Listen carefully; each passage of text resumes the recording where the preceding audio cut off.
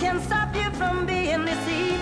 If you try to find out what's up my sleeve, you can figure out what a bag of means. If you try, nothing can stop you from being deceived. Nothing can stop you from being deceived. Nothing can stop you from being deceived. Nothing can stop you from nothing can stop you from being deceived. Nothing can stop you from being deceived. Nothing can stop you from being deceived. Nothing can stop you from nothing can stop you from being deceived. Nothing can stop you from being deceived. Man, we on here, man. Without further ado, man, I'm excited. This week, man, we got Barbie, Pink Barber. Man, she's been rocking with us, man. We've been watching her continue to grow with her platform and do her thing, man. So I'm excited to bring her on and, you know, get more about her story and just learn a little more about it. We had her on for a short spell, but really never just found out her story. So, man, I'm excited to get things popping, man, and get it going. Definitely. So I'm gonna go ahead and bring her on, and we're gonna get it cracking, man. Yeah, I didn't mess around. What's going on?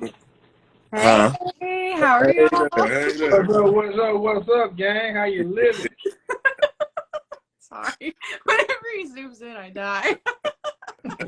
You know shit's gonna get serious. Hey, it's gonna get real serious when you get that FaceTime on that. What's going on with you? How you living? I'm good. I got off work at 6 tonight. I didn't have to stay late and take anybody extra, so it was a good night. You get to have my little co-host Everett. What's the knowledge, Everett? What's the knowledge? So, how are y'all? Man, doing great. Man, we're excited to have you on one. You know, before we even get started, I want to say, and I think I can say for both of us, we appreciate your consistency, your support.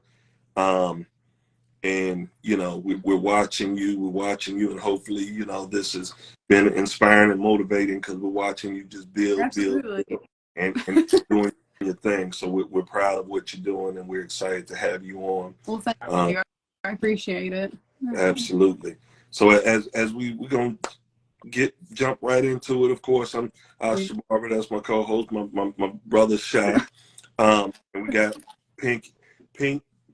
I know. Barbie. Oh, I tear it up every time. It's Barbie Pink Barber. I have a friend with the name. I go back and forth all the time. I don't know what it is about the Pink Barbie.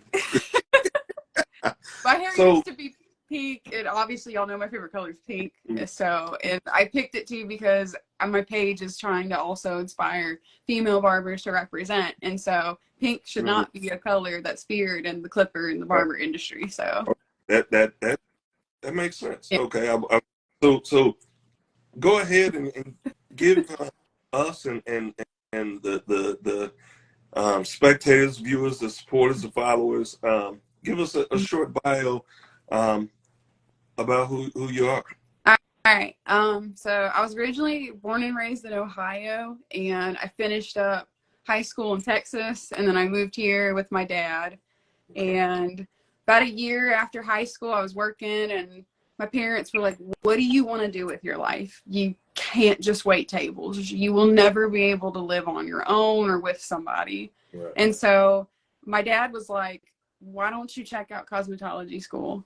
And I never knew that my dad was going to be my biggest influence, and I was doing my first haircut on my father in hair school, and that's what made me like go, oh, I really like men's hair. Right. I should have went to barber school, but I finished cosmetology, and I knew I could work into having my barber's license.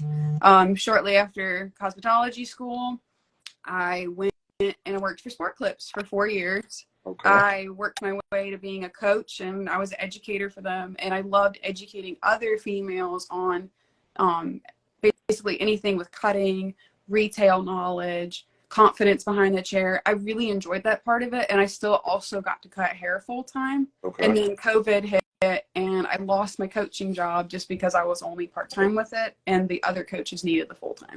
Okay. So I stepped down, and I was like, listen, I'm losing my fire, my passion a little bit. And I was like, I always wanted to learn straight razor. And when I set my mind to something, I go after it. And so I took a leap of faith and I said, you know what? I'm going to go find a barbershop.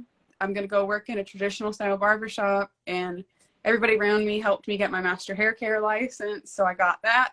And I have been cutting men's hair and barbering for 7 years. It has been the joy and the passion of my life. I'm so proud that I can say every day, I love going to work. I love my clients. They are like family. I call them my crazy uncles, my crazy brothers, my dad. Like, they're just family at this point. And I honestly, when they walk in, I know them all by first name and I greet them like that. And it's just so awesome to see this local barbershop where it seems like everybody knows everybody in that small town of Chapin. Just have these connections, and my clients they're just great people. And I love what I do. And I started doing Instagram about a year ago. I just hit over 1,000 followers last night. I about cried. Thank you. I know I'm like following 950 something, but I feel like following 1,000. Yeah. Congratulations, man. But thank you. I started my page with the purpose of, I don't see a lot of female barbers. I just see cosmetologists. Right. And I felt like when I started in the men's industry, I was a little bit thrown to the sharks. So, and thank you, Like a Bug. 16, 17? Like a Bug, thank you. 16, 17, please say the 16, 17. Thank you. But, yeah, back on track here, girl. Where was I at? Good Lord, I'm sorry. I worked from 9 to 6 today. You're good. So let me help you out. I do wanna. That's a great transition to put out there. Yeah. So I'm interested in knowing. I'm definitely interested in knowing. Coming from the commission-based sports club environment, how did that help you with your transition? What did it help you at all? Was it any help in transitioning from that environment to a traditional style barbershop? Like, what was the pros and cons of that? I will never be ungrateful for what I did with Sport Clips. It taught me a lot about myself, and it taught me a lot about my educational side where I love it. The hourly pay and the tips and the little bit of commission you could get, it was nice because it did teach me how to approach retail without it being scary. And it really did teach me how to like connect with my clients and not just be a hair cutter. Transitioning into, I'm commissioned where I work now, but I'm not getting an hourly pay there. But I'm commissioned there now. It wasn't as scary, but it definitely was weird going from a all walk-in place to appointments. But my regulars appreciated it. So there's my second dog. I can imagine. I have 4. Just wait. You got 4 dogs? I do. Why? I love my dogs. Actually, I have one for Ash that he might laugh at. Let me get her. This is my Yorkie. Do that. That's puppy. This is Bale. I have to show you the picture of our Yorkie, man. He's a handful. Roxy made her brother leave. My Chihuahua's name is Roxanne, and I have a Chorky named Copper. Those are my kids. So what originally drew you into the bar? What were you doing before barbering, actually? What were you doing before barbering? I was a waitress and a bartender. Okay. A waitress and a bar. You gotta tell us what. Shout it out. Where it's at. We gotta know. What I did fine dining, waitressing all through cosmetology school, and then when I moved to Columbia after I was in an auto accident, I moved back home with my parents to finish cosmetology school, and I worked at a pub, a British pub here in Columbia, and that was okay. I saw a lot of drunk people, but that was okay. I will say waiting does teach you a lot about customer service. I learned a lot of patience. But I would love to get with you sometime and pick your brain, because I don't know if you've been on. I'm sure you've heard this conversation. You've heard me harp on this point a lot on here. I really, really, really admire people who go through sport clips, great clips, and those different environments, because in my personal opinion, this is my personal opinion. I don't want to. That's okay. Yeah. If I say this, it's gonna trigger him, right? In my personal opinion, right? Let let me tell you, the sport clips, it works for people. It does not work for everybody. Absolutely. And like I said, I won't bash it. I ended up not being happy toward the end.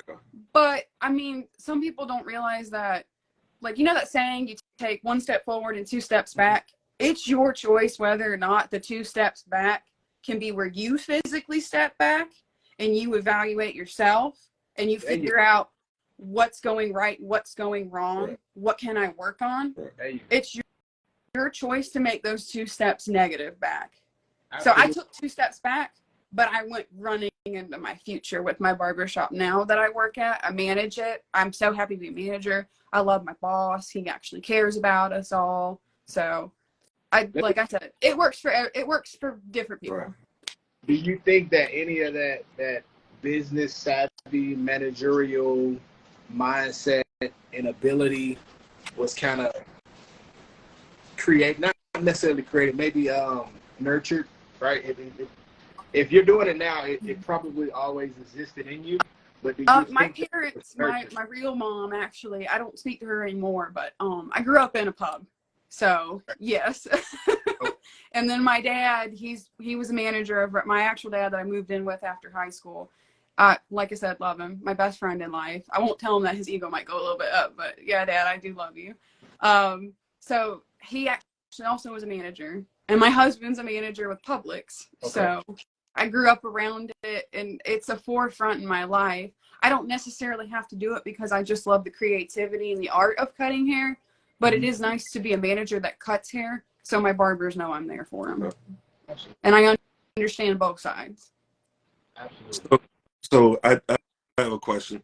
So taking that transition and going into Southern Gentlemen's Group, at any point in time, was that not even the commission side, but was it just taking that step? Were you nervous? Was there any negative? I know you talked about early, just with your platform, you don't see that many women barbers. So was there anything that kind of made you a little nervous about taking that leap?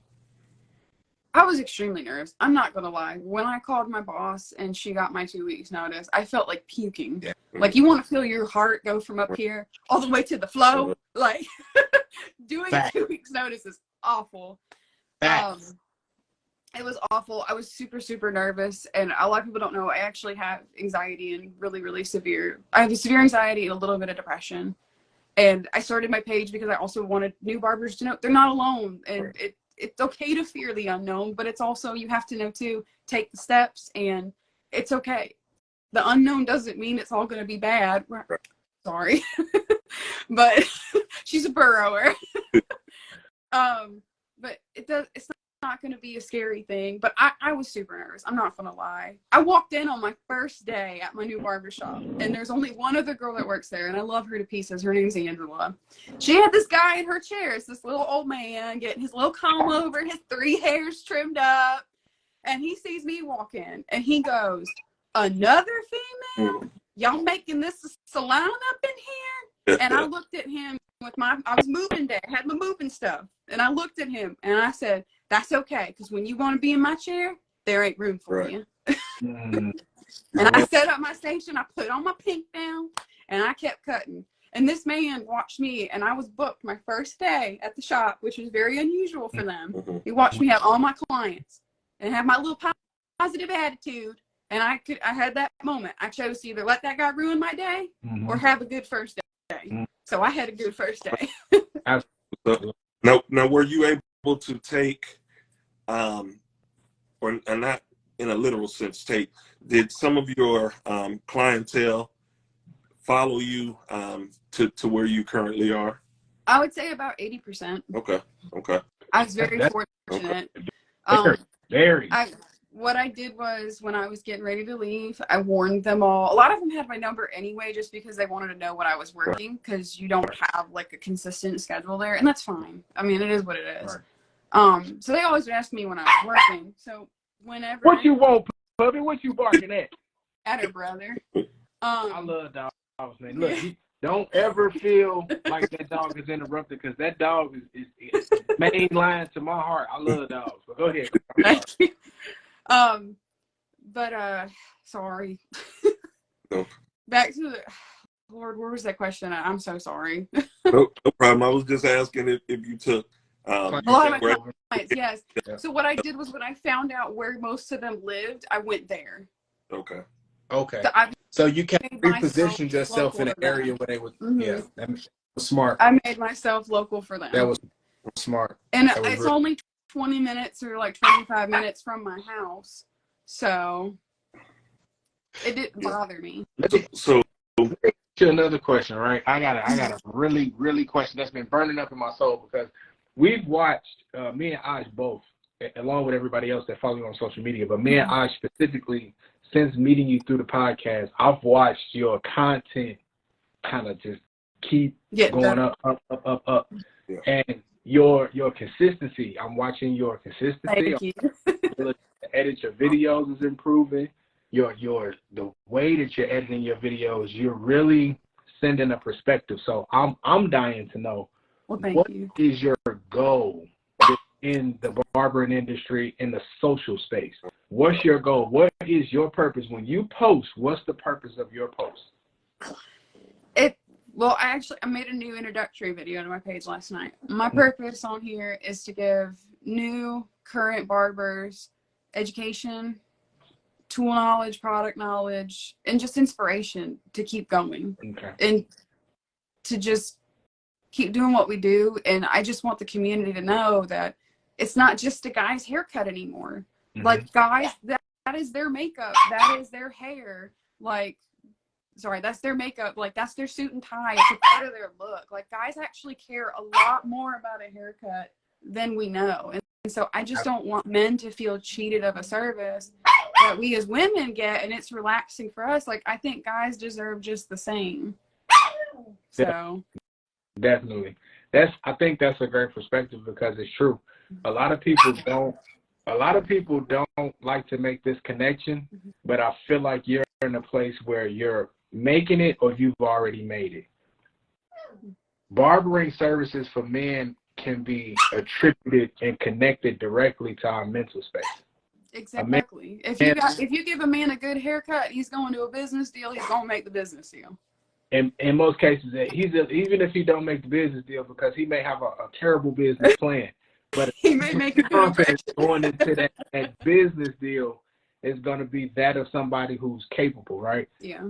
I think we started to transition our conversations a lot to put focal energy, well, not focal energy, but focus on the mental space in the barbering, career and industry, period, because not a lot of people are willing to have that conversation. Not a lot of people are publicly willing to have that conversation, I should say. When we get on social media, you can see all day long up and down your feed people how to fade, how to blend, how to do a design, how to do a straight line, what's the latest and greatest hair clippers and products.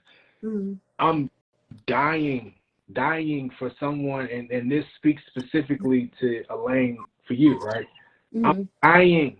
You hear me? Thirsty. I'm thirsty. Like, I got this thermos of water.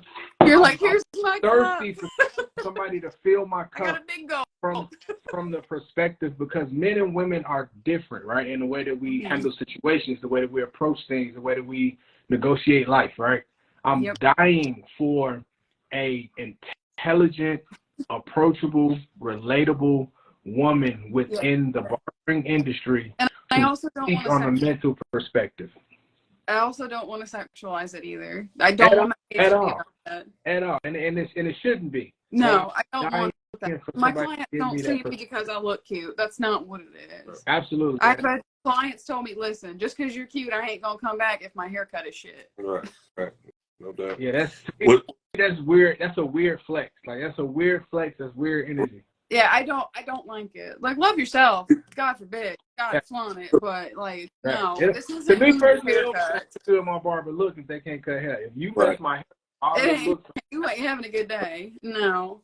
That's actually a really great way to put my page. Is I just want to give a woman's perspective on it all, and I just want to inspire young female barbers, our female barbers currently, that we have a place that's like, we didn't need an invite to the party. We're crashing the party and we're taking over. Like, that's what I want to do. And I just want to make a big difference. And Absolutely. having my Instagram only for about a year and having 2 clipper companies that gave me affiliate codes and send me stuff to review for them not only helped me, but it's also just nice to know that they believe in me, even though I have so little followers. And it's really nice to see the barbering community on here. The guys that do follow me are very sweet and welcoming, and they don't take it as like, I don't know what word I'm looking for here, but like they actually don't want to just like push me out of the community. They welcome me into it. Right. Like I looked up for a long time to Reggie. Mm-hmm. I watched him when I was at Sport Clips. Like I loved him, but I just wanted a woman's perspective on the tools, on our side, the education, you know. Yeah. And I have a lot of clients where they joke, but this is true. I give all my clients and everybody the husband treatment. Okay. I'm not going to let you leave my chair looking stupid. Right. If I'm not having a good day, I'm not going to put that in your haircut. Right. I'm not going to let you walk out of the bathroom with toilet paper on your foot. Like that kind of treat. I have Those are the perspectives that we need. I'm trying to get comfortable on camera saying them, but it's true. I give all my clients the husband treatment. If I wouldn't let my personal husband, who I do cut, by the way, I even cut his hair for my wedding day. Mm-hmm. Yeah, our wedding day. Wow, Yeah, right. Also, I tell people, if I wouldn't do that for, like, if I don't do that for you and I do it for my husband, where am I at here? Like, so in relation to the gender aspect, did you feel any pressure cutting men's hair, like you had to prove that you were worthy of this space as a barber? When I first started, right. When I first started, I felt like a lot of guys, they went into Sport Clips and they were like, this is either going to be really, they sit down and they tell you, I'm either going to have a great haircut or the worst haircut ever. Because a lot of people in South Carolina know that they hire from schools, and there's nothing wrong with that. But they put this like, little bit of pressure on you where, you know, they put this pressure on you and they don't know that they do it, but they do. So I was like, well, you know what? I'm either going to take it and run with it, or I'm going to let that put me under pressure and I'm going to make myself nervous and shake and do a bad job. So I was like, screw it. I want to do this and I'm going to learn it. Yeah. So I did it. The fact that people would look an adult in the face and say that is crazy to me. Like, that's crazy that somebody would have they will. Dog. Like, you came in here. Like, I didn't. Yeah. You came to my chair. Don't put the pressure on me. I'm not the pressure cooker you want to mess with. I got sharp objects I'm shooting. It's bad because it's a lot of male chauvinism, right? My perspective in regards to women barbers, I think you guys are a lot more detailed. I think it just kind of hear that a lot. My clients tell me I'm more detail oriented than any barber they have. That's I'm picky. Right. That's just my personal opinion. But I do think as I've really paid a lot more attention since we've been doing the podcast, and I think there has been a turn in our industry where women are accepted. You know what I'm saying? We're all family, fraternity. We're barbers at the end of the day, and we're all barbers. And when there's what's going on 360, when I also watched him a lot when I first started too. When you know, as men, when we see a fire haircut, we don't care who put it on the head. We notice a fire haircut, right? Yeah. It doesn't matter the hands, whether it's male or female. And so I'm really intentional, you know, and I think Shy agrees that we're trying to, you know, make sure that we shine light on our women, you know, that barber too, because, you know, it's about all of us, you know what I mean? And I draw and he draws inspiration from you guys. I've watched you. You've been extremely intentional. Thank you. Content and things that you're doing, and we're watching you grow right before our eyes, and that's the beautiful thing about this platform. It's not the barbers that have made it, but also a platform for barbers who are up and coming, because barbers who have made it, sometimes they don't realize how inspirational they are to other barbers that you know are coming up. And so Yeah. it's extremely inspiring to watch what you're doing before our eyes, and that you're following us and you're respecting, you know, and supporting what it is that we do, and we appreciate it. Yeah. Well, thank you. I do want to ask you this though, right? Because I'm and let me say this first, just to make sure it's clear. Oh, geez. I intend to make this entire podcast gender right? But again, like I told you, it's like this thermos and I got a cup. I'm interested in the perspective from a woman's eye in the industry, and if by all means, if at any point, you know, the questions is getting too much, it's like, all right, now come on, now that's too much. Let me know. I will. But I do want to know. My first question, I got a bunch of them, right? My first one is, what things do you see from your perspective that pose the most challenge for women who are interested into entering the barbering beauty industry? Like, what poses the greatest challenge for women coming into a male-dominated industry such as barbering? That's a really good question. You know, one thing is I just feel like we're looked at as weak just because for years and years and years, men are taught to be chivalrous to women. And that's totally fine.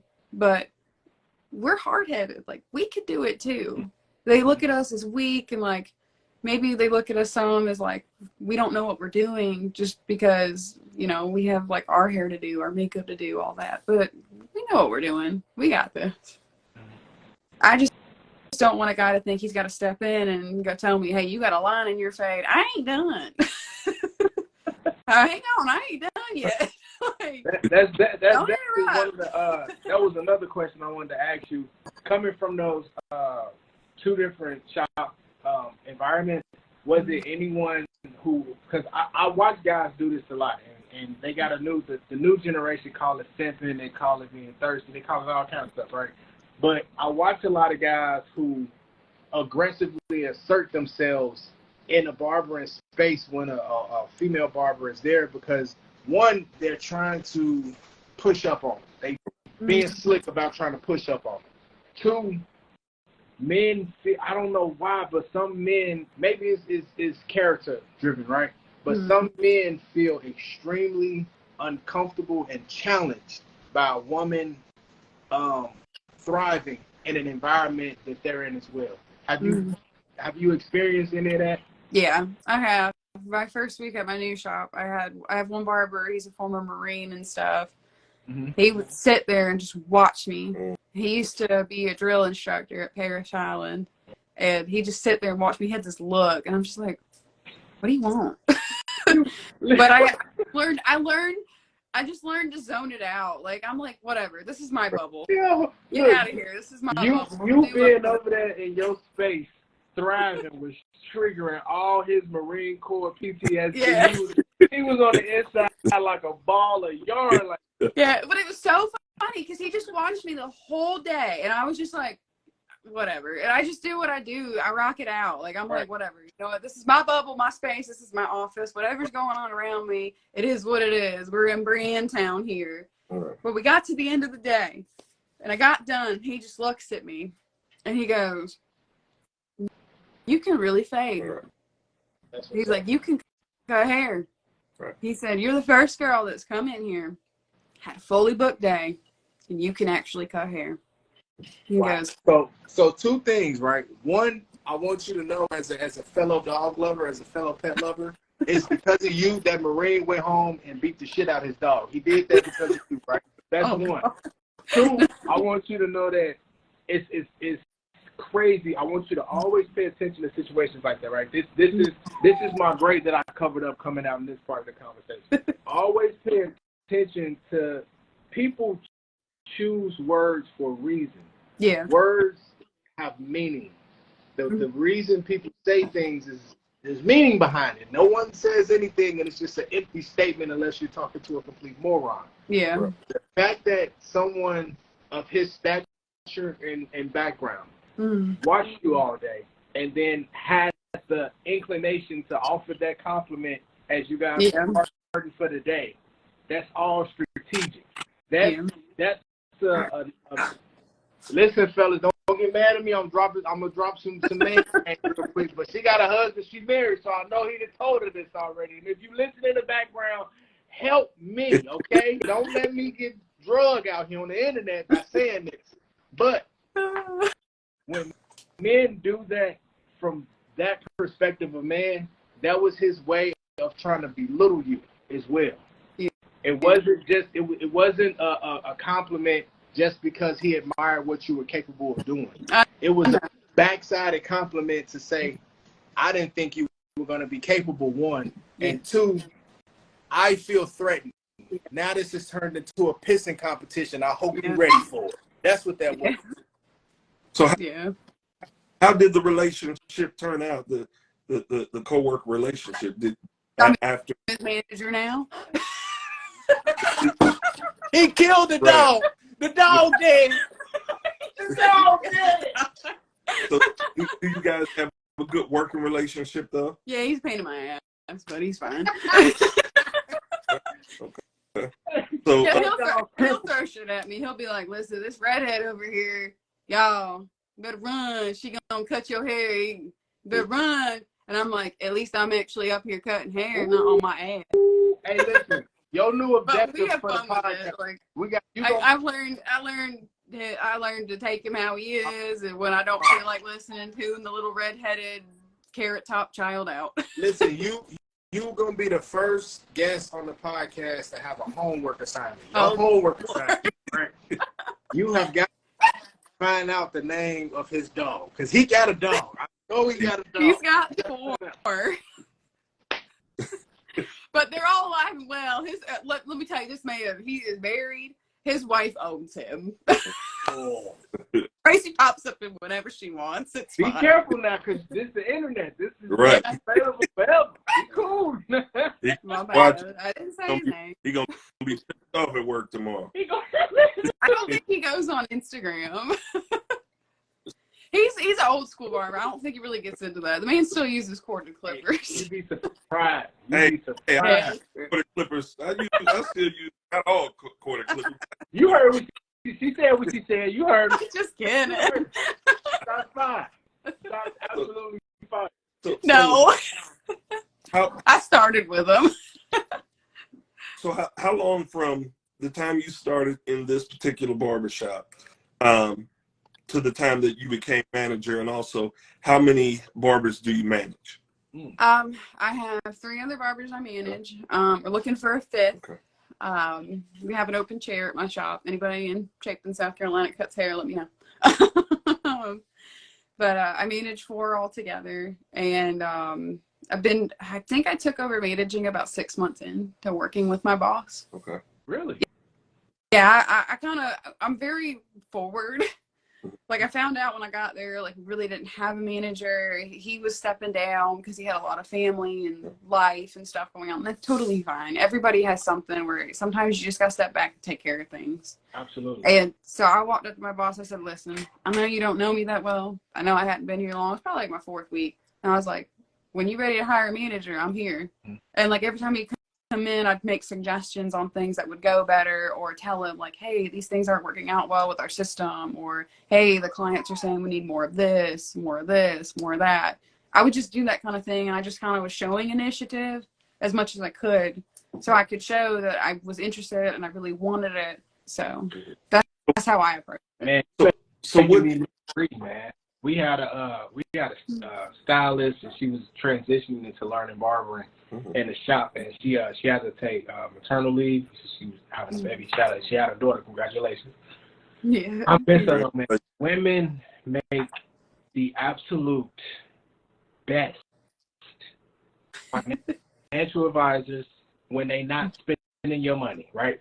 Financial advisors when they not attached to the account. First, let's put that out there. My wife upstairs, I know she heard that, but don't you tell nobody, okay? Right?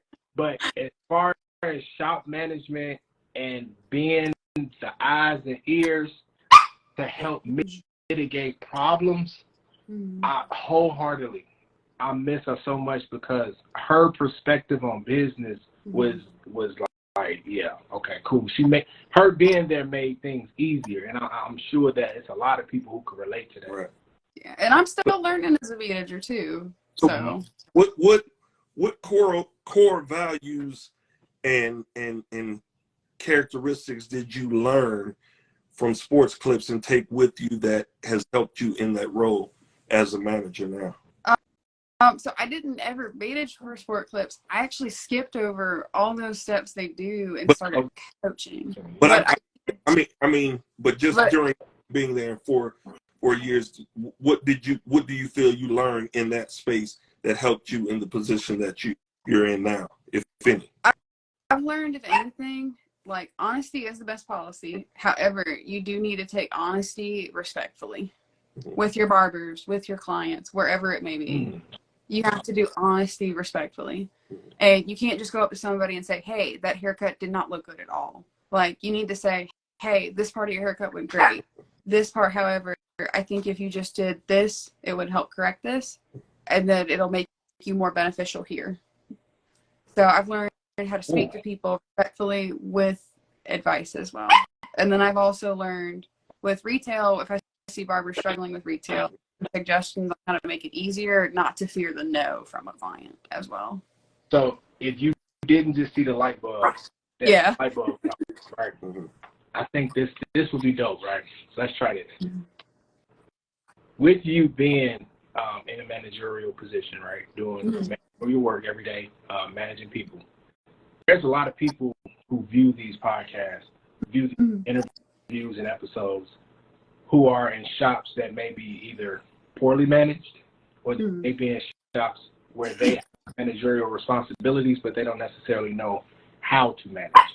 Me and Ash, right, we're going to give you some hypothetical scenarios, okay? Some hypothetical scenarios. Okay. I want you, to the best of your ability, to respond to them as though we were in the shop environment and you are the manager on duty, right? Okay. You ready for that? I like you. You feeling this one? I'm feeling this one, right? So, role play. First situation. You get to work. The business is already open, right? Me and Ash are already there.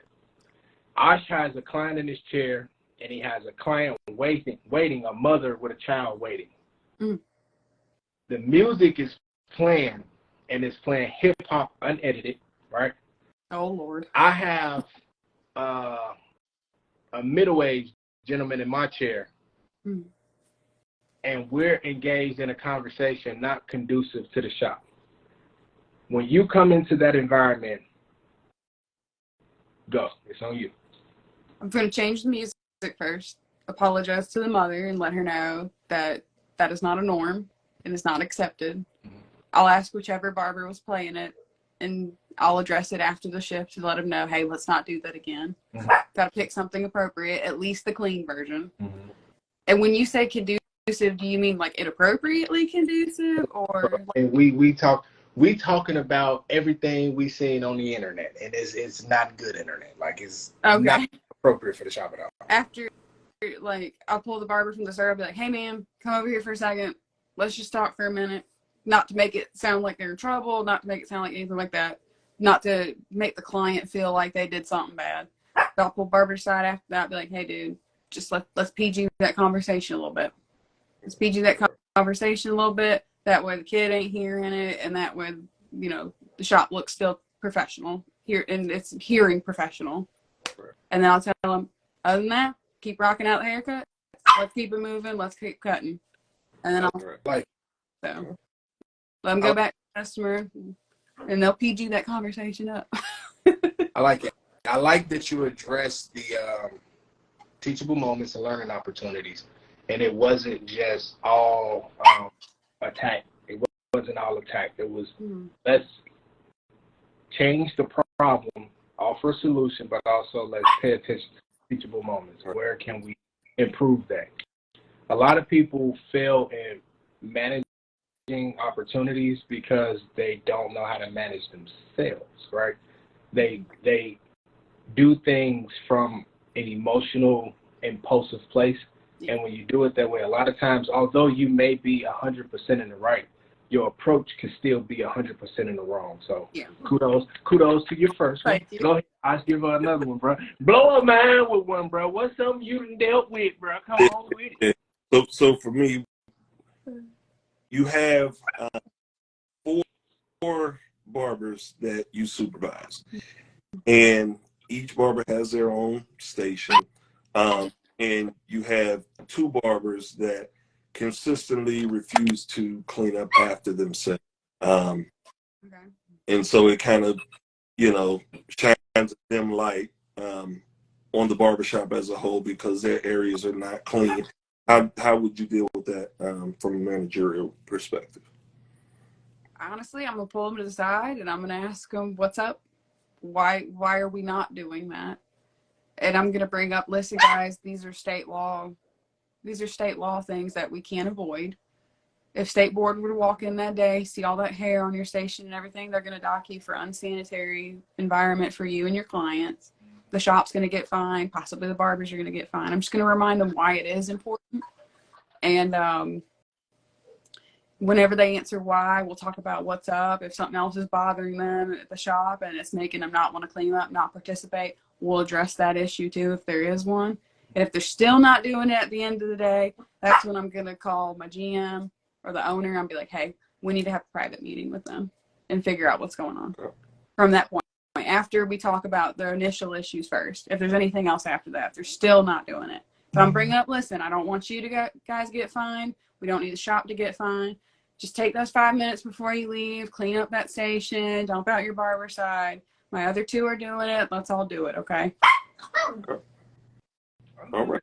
It seems like y'all got a good manager on y'all. I don't know if you know her or not. But they got a good manager over there. So I have another question, not so much a scenario from the standpoint. With you guys, with it being, you mentioned that you had a 5th chair. How do you guys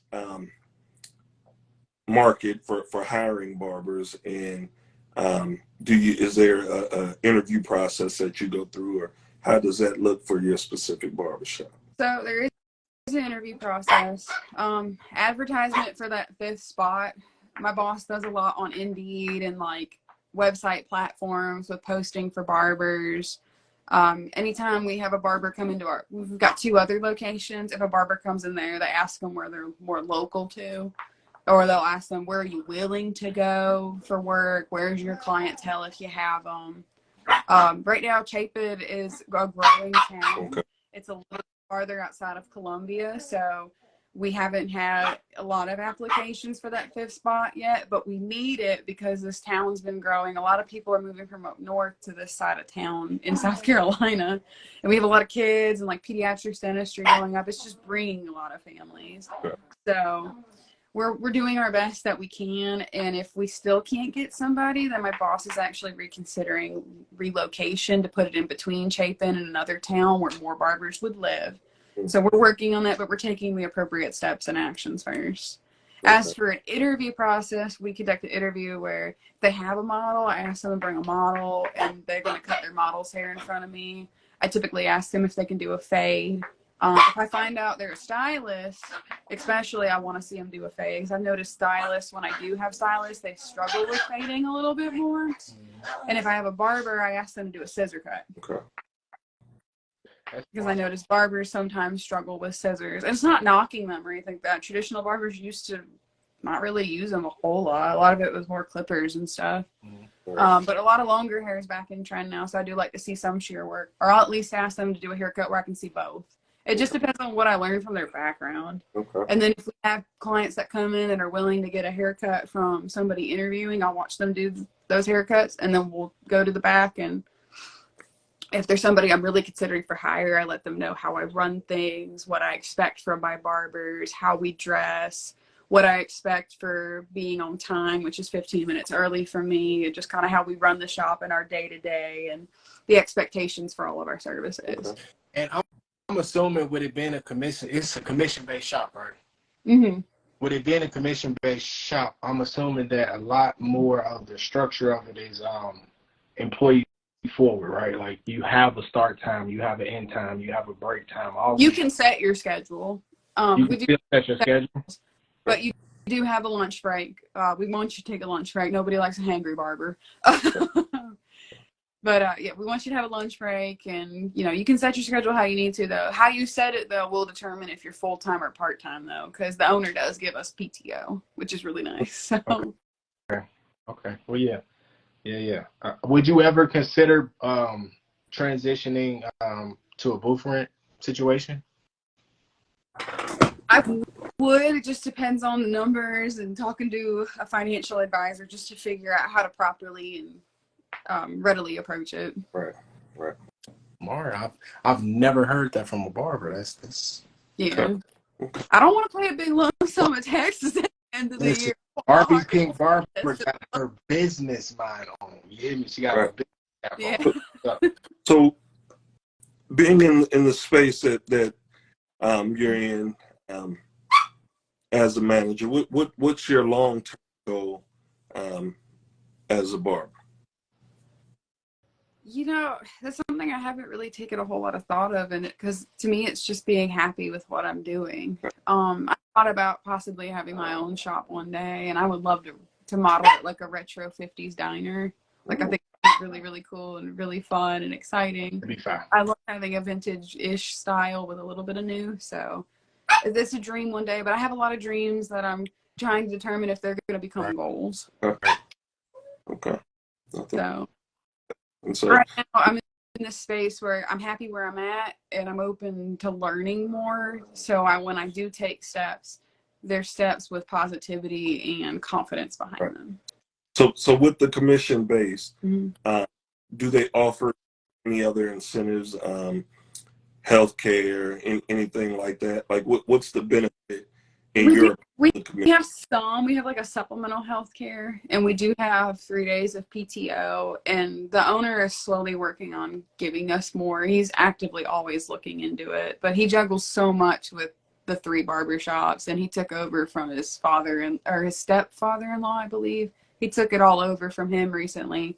He was the one that cut hair and had been doing hair for like 50 some years or so. So he's also growing and learning a lot with our side of it too. And I give him a lot of respect. And he actually has the goals of opening a barber school as well. And he's actually trying to encourage me to get an educator or a instructor's license so I can help him with that too. But I give him a lot of props, but he's always working on it. And he always lets us know that he hadn't forgotten about us. And it is sweet that we also do get Christmas parties and a Christmas bonus, and they try to get you and tell you happy anniversary when your anniversary with the company comes up. Like, he's a really good person. Okay. So do you feel there's any limitations with commission? Financially?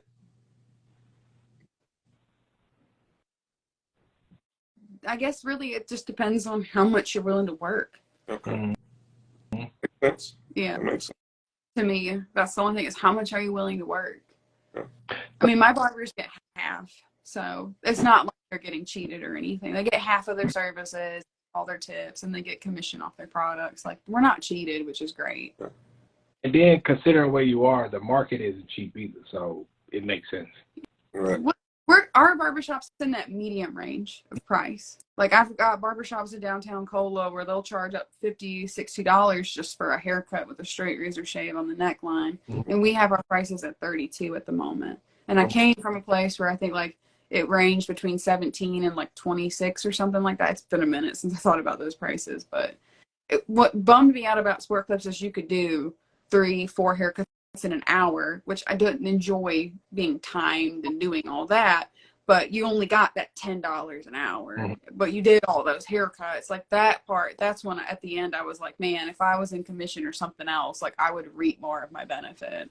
Absolutely. Mm-hmm. So I gotta we're gonna change gears a little bit, right? Now I'm going to pick your mind, because again, I have a lot of questions of perspective that I don't get if I don't have these conversations. So first part of this question is, what is the primary demographic of clients that come within your shop? Are you talking about like race? Yes, the primary demographic. I mean, obviously mostly men. We have a few women with short haircuts that come in, but I'm not really that my route. But mostly I do have a lot more of like white and Latinos, and I have a few African Americans. And the only reason I have that is because a lot of African Americans look at me and they don't expect me to be able to cut their hair, and I can't.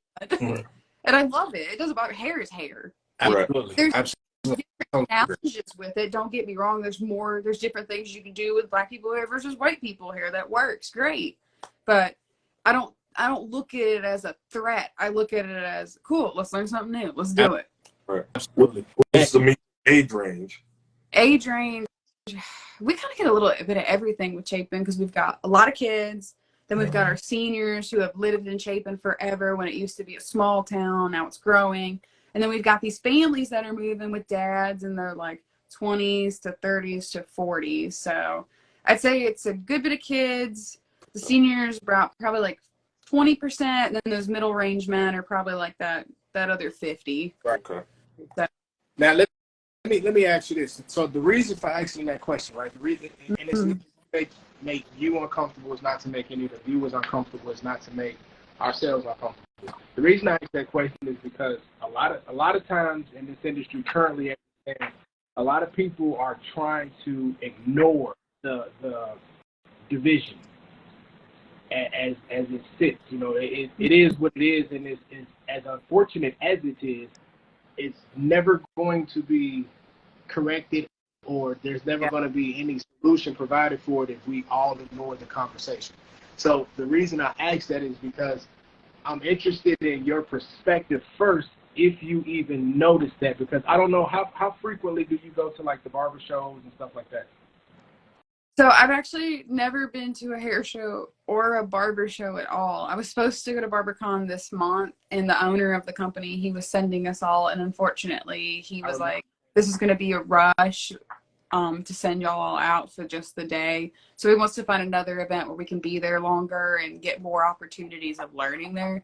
I've personally never, but however, I do notice a lot of people when they come into our shop and they are a black guy or anything, the first thing they ask is anybody comfortable cutting my hair?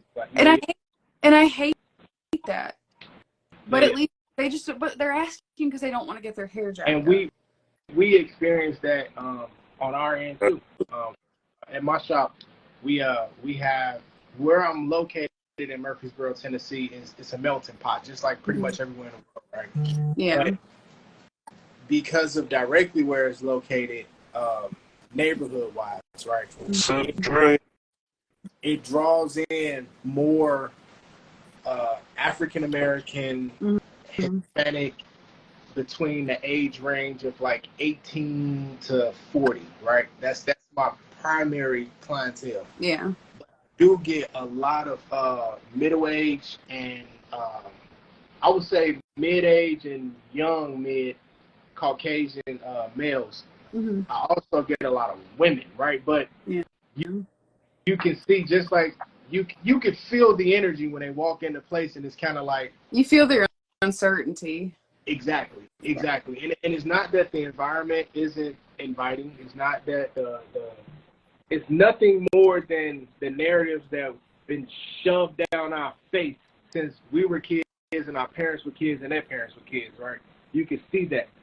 So the whole point I'm trying to make with all this stuff I'm saying is, what is it that you do, and what is it that you inspire your group to do to make sure that you do offer a inviting environment where you can kind of reassure people coming in for the first time that, hey, it doesn't matter that when you look in the mirror, you don't look like I do. This environment is colorblind. We're here to provide a service and provide it to an excellent level, regardless of who walked through that door. I want to know, what are you doing to be a solution in a problem that's plaguing this industry?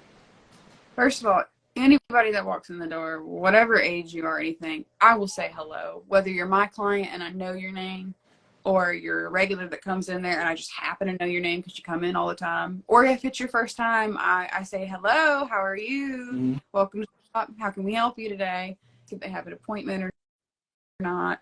And if they seem unsure or anything like that, and they say, hey, like if I have an African-American male that comes in, is anybody here comfortable cutting my hair? I'll say, first of all, I definitely am for sure. And I will say, hair is hair. You know, it all cuts. I'm willing to learn anything if you're willing to sit down in my chair and let me take a little bit more time with you.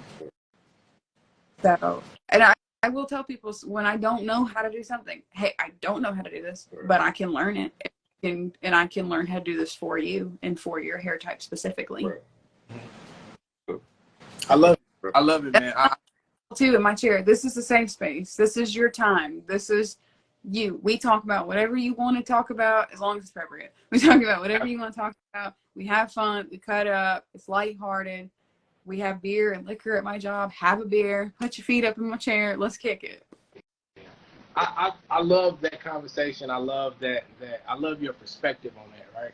Because again, it's something that exists. There's a lot of ugly things that exist in the beautiful world that we live in, but nobody wants to have a conversation. Unfortunately, everybody wants to see, well, not everybody, a lot of people, right? The majority wants to see the ugly change.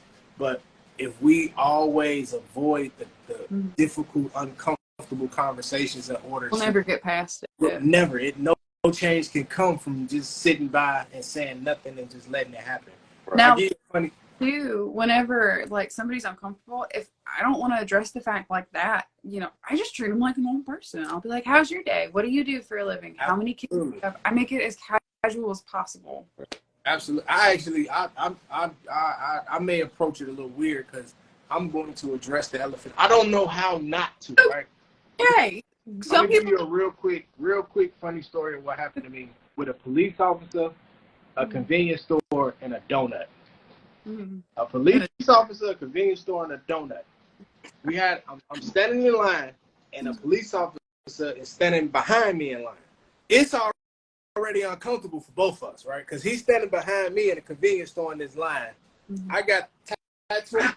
The back of my shirt literally says dope ass barber. Like everything about me is like Afrocentric. I got the hat banged all the way back. I probably had it broke off a little bit. Like it was a whole situation, but we're going to fast forward past that, right? I'm standing in line. I can feel his energy. I know he can feel mine. And it felt a lot like when you driving and you see blue lights in your damn rearview mirror. You don't know what's going to happen, but you know it's not a good feeling. Your heart beating a little. Anyway. Breath gone. I turn around and just at a glance, you know, just to see how close he is, see what's his disposition, right? I'm trying to read the room. My man's got a bag of chips, a water, and them little the little glazed donuts that come with like 6 in a pack. Yeah. I said, now I got 1,000 jokes that I could tell right now. He probably not gonna think none of them funny because he don't know me. However, I can't use this to break. Hold on. I'm just trying to cut back, just fall back while you explain it. But Jesus said he spent too much time brushing to let somebody learn on his head. He spent too. He said he what? I know how to cut waves. I ain't afraid of that. Jeez. Spent too much time brushing to let. He's not saying you don't know how to cut waves. You made a comment. You said if I don't know how to do it, then I'm willing to learn if you sit down. Right. And he said, look, I was trying to hold it into the cut close. I that. I was trying to hold Facts, but I know those waves are gold, okay? Facts. We'll be fine. The ropes. I would love to know if anybody ever messed his hair up. Like that's a question we should have asked them. Did anybody who gave you the most slaw cut you ever had? And you can't say yourself because we all done gave ourselves a bad haircut. It gotta be somebody else. Get for y'all. I already know it. You go see us skit tomorrow. That's what he does. I mean, I enjoy them. Most definitely. I was trying not to interrupt, man. Oh no, you good. You good. My comments that stopped on my side, so I ain't seeing none of that. Nothing. I told you. that's the same thing that happens on me on the reverse. Yeah. Yeah. Hey, but it is what it is. So I'm gonna finish the story real quick, right? So I see the donuts that he got in his hand, right? Mm-hmm. So I turn around and I use it as an icebreaker just to try to. Oh Jesus! Hey man, I want to see the comments, man. This is frustrating, bro. Like us to jump into that situation. Yeah.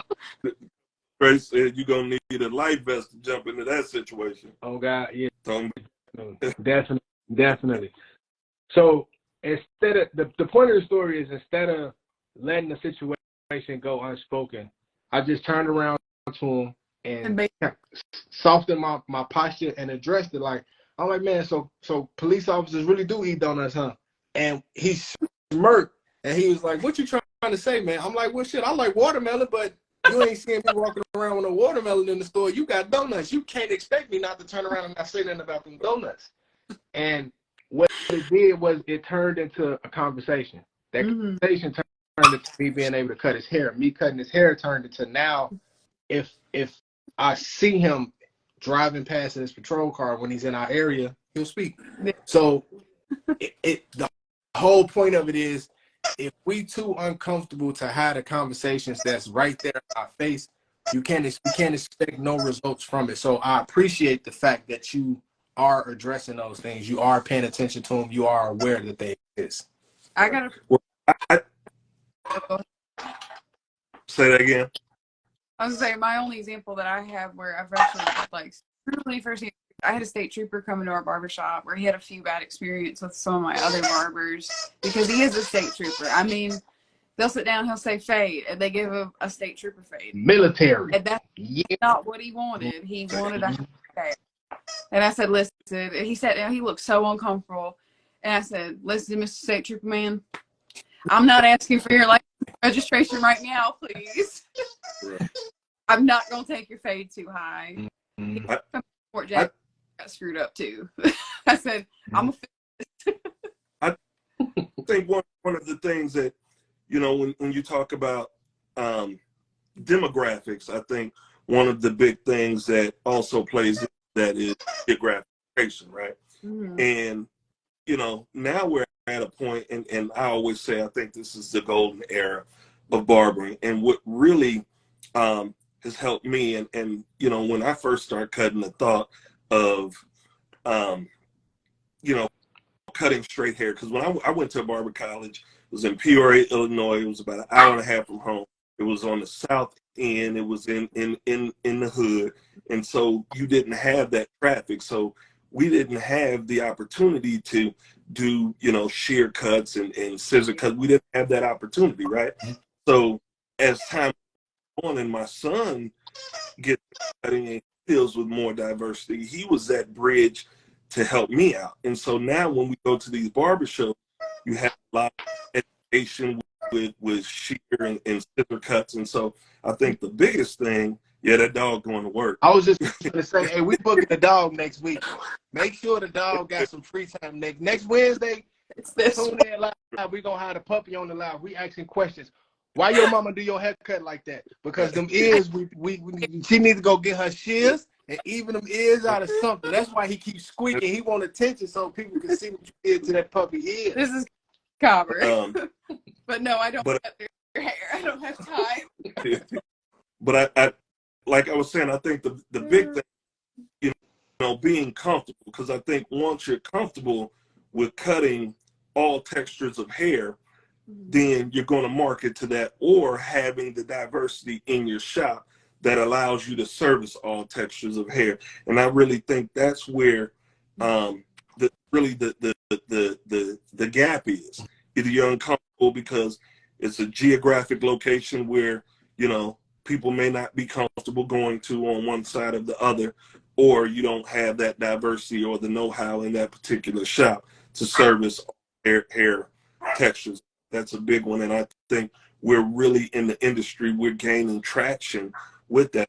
Seeing a lot more, you know, black barbers using the shears and getting down and clipper over combs and doing all that good stuff. And so now I think we're really starting to bring back with that, in my personal opinion. I would agree. My biggest thing and why like I wanted to learn how to cut different textures of hair is I hate saying no. I hate saying I can't.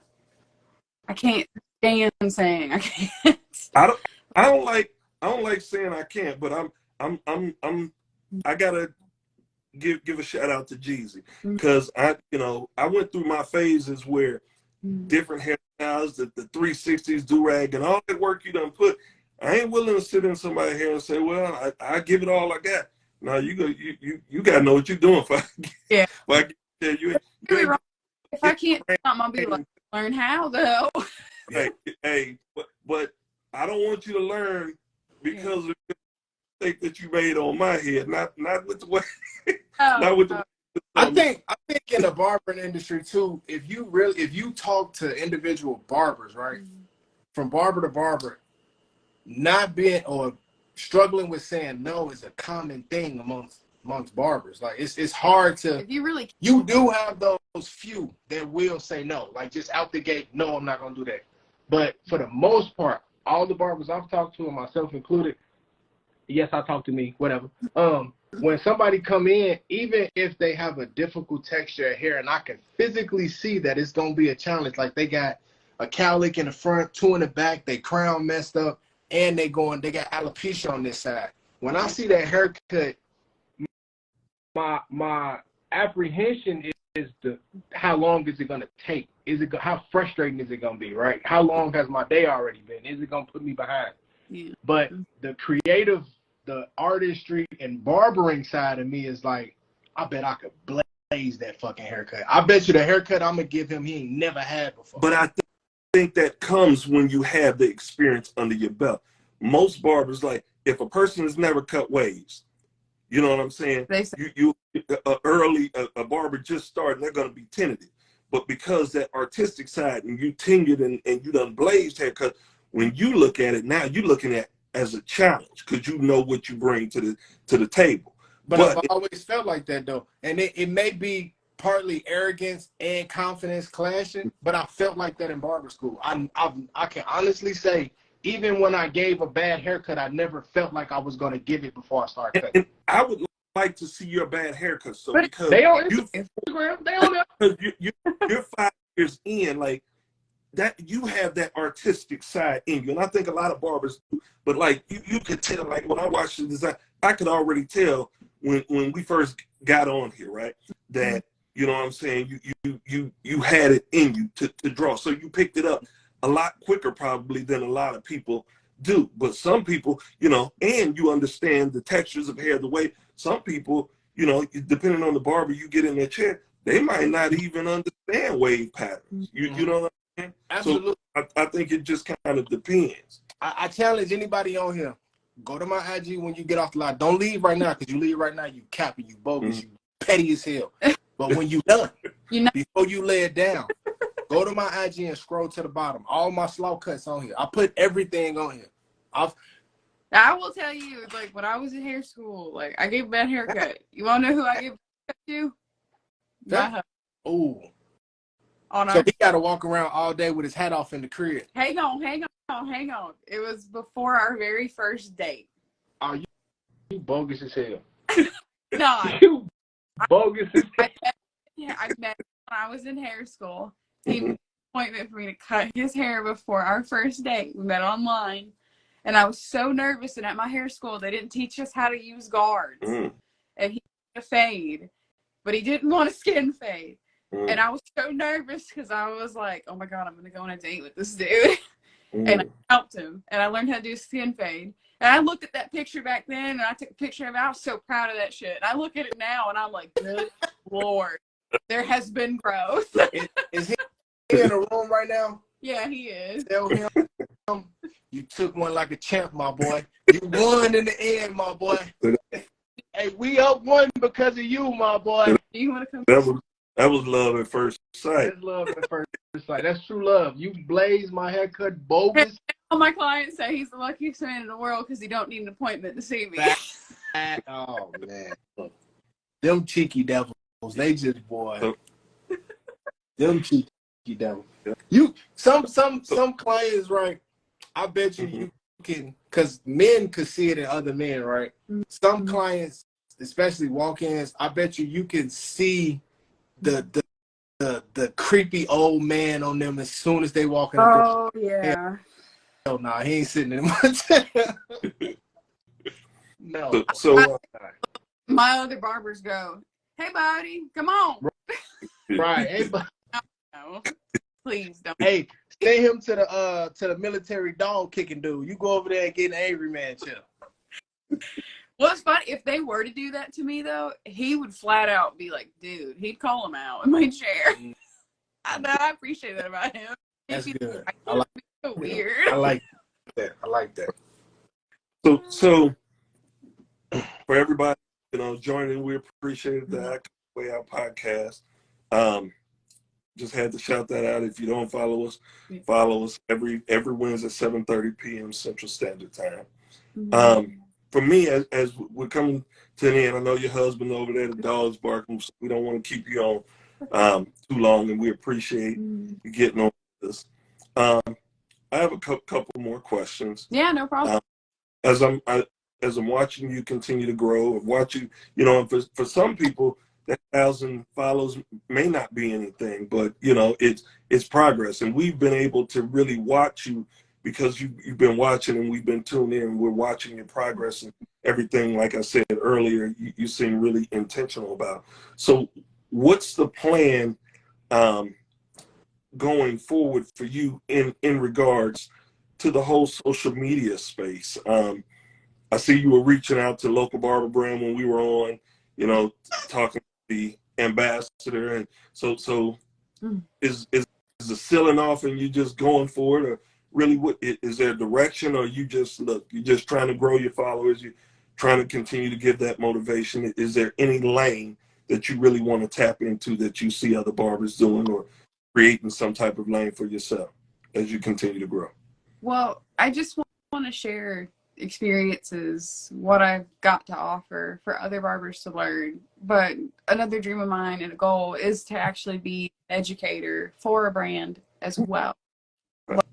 Like, I would just love to do that. I love reviewing stuff in general. It's a lot of fun, and I think every barber should know what a clipper does, what it's for, what it's not for, stuff like that. I love all that too. But I would love to be an educator for a brand and like get behind it and give them feedback too. Be like, hey, we need this as a barber.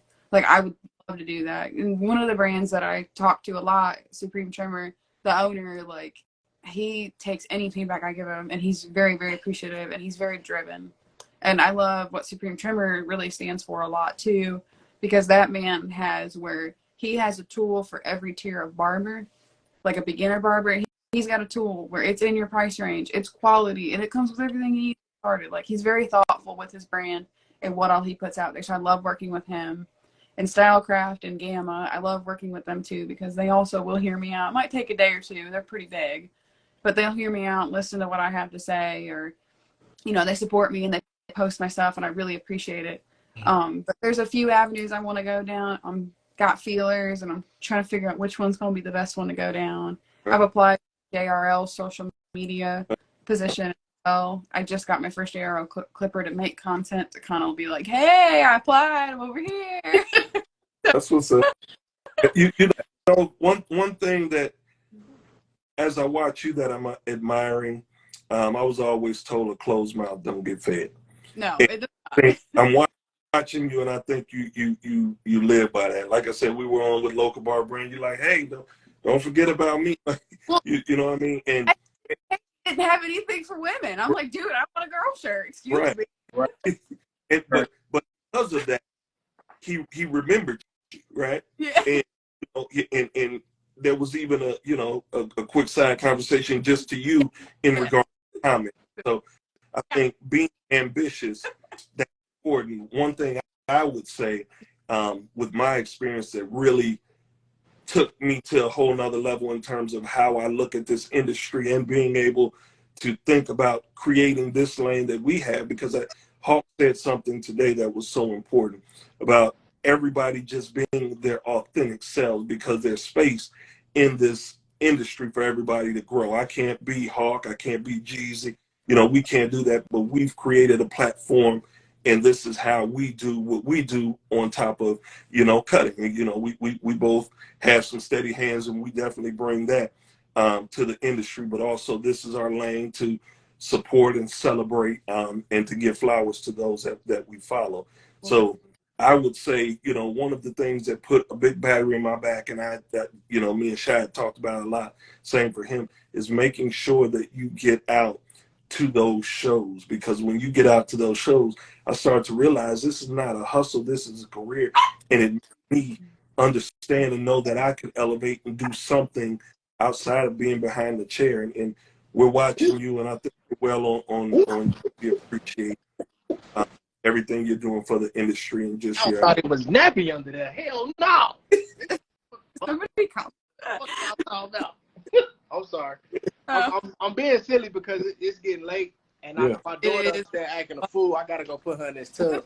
But no, So and I can't wait to grow more and to get better with my content and learn more. I finally got another program where I can edit and post both on TikTok and here and do a little bit more with it. But I can't wait to grow more with the community and just show my authentic self, trying to get more comfortable on camera, try to be silly a little bit, because I'm actually a giant goofball. I ask my clients, they'd be like, that girl.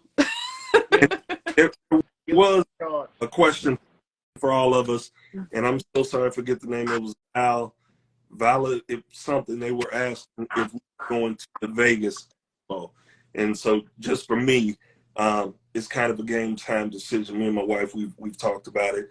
So Shy, I don't know. I may pull the plug last minute and go, but I'm not sure. When is Vegas? Vegas is what, September? The 17th, yeah.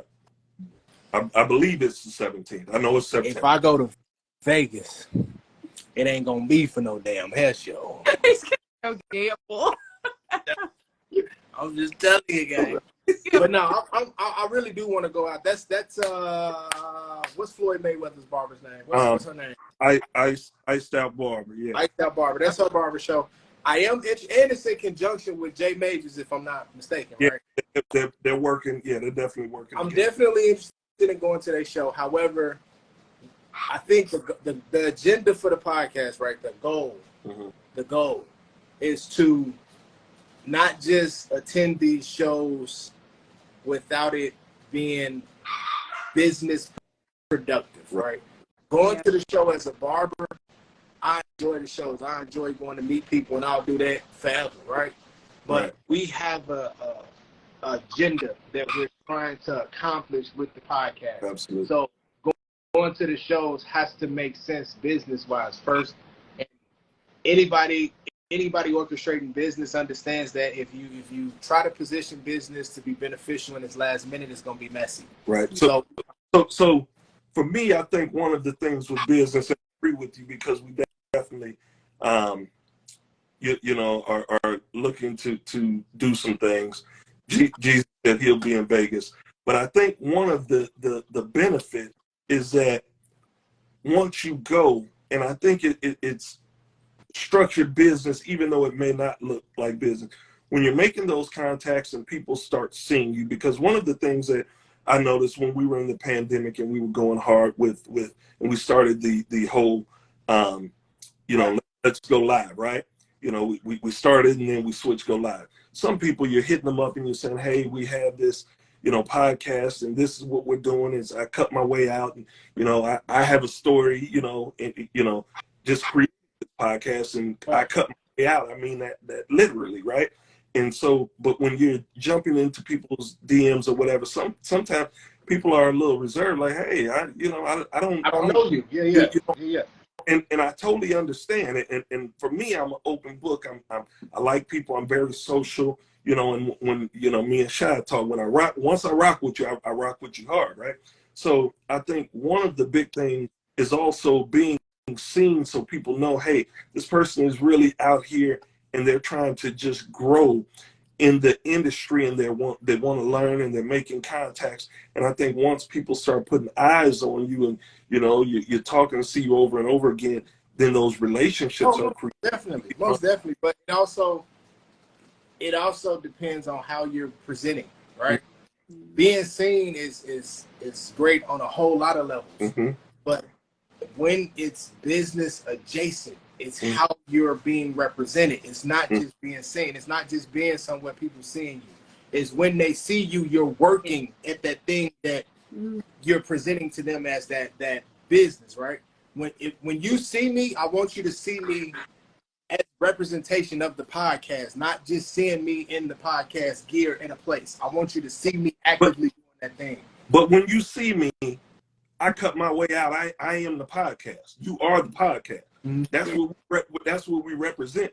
We're in a bar because you have so many people. It was interesting because me and Van Gogh were having a conversation, right? In CT Expo, and he was like, "Man, I go back, and when I go back home, you know, you got people in Philly asking me, man, what was the barber expo like? You know, was such and such there? Like, man, come, spend your time, invest, because it's much more." So part of that is even with the education and all that, for me, is a culmination of the representation of our brand. You know what I'm saying? And so for me, when I say, you know, I'm not just out there, I'm going out there, I'm going to get something from it. I want to hit classes. Like Hawk has a class I would definitely be interested in going to out there. But just making, because it's easy for us to sit behind the camera. But when you see that we're out there and we're investing in whatever it is we're doing, I think that's respectable. Because a lot of people don't. I hear you. I understand, but I disagree. You know? And we can agree to disagree. We agree to disagree all the time. We ain't never on the same page about a lot of stuff, but we understand how to communicate and you know, do what's best for the brand, do what's best for the platform. Because at the end of the day, the platform ain't about me and it ain't about him. It's about the people who are using it and who are going to get the opportunity to use it to be put forward. So however we get to that point, we're going to get to that point. I love it. Like, I appreciate what you guys do for us as barbers too, because I feel like a lot of barbers, we have that day-to-day grind and we're going, and we never take that back to just take something and hear other people and go, one, we're not alone, and two, it's nice to have that fire relit a little bit. No flames ever all the way down if you're truly passionate about barbering and what you do, but it is nice to have a little bit of fuel put to that fire again. And the beauty with the shows, when I go to the shows, one, it gives me that time away from the chair, but it also puts me in the realm where there's so many like-minded people, and I feel like it's family. And then when I come back from them, that battery has re-energized and I'm ready to go, and it might be, you know, a new idea, and you know, it gives me something that, so I just enjoy that aspect of it as well. I agree.